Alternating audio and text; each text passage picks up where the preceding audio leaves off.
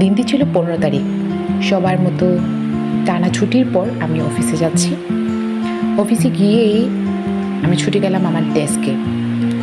টানা 9 দিন পর ওর সাথে আমার দেখা, কিন্তু ওর সাথে আমার আজকে থাকা হবে না। উপর থেকে তলব এসেছে মিটিং অ্যাটেন্ড করার জন্য রওনা দিলাম। ওখানে পৌঁছেই আমার পেটে যুদ্ধ শুরু হয়ে গেল।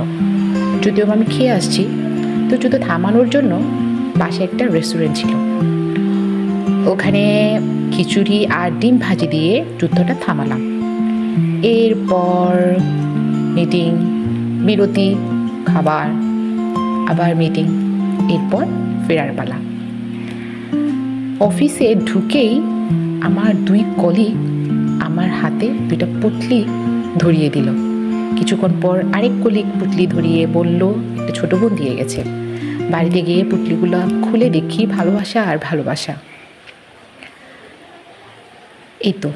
এই ছিল লাকিংয়ের 24 ঘন্টার মধ্যে 1 মিনিট 12 সেকেন্ডে কিছু মুহূর্ত আপনাদের সাথে। টাটা।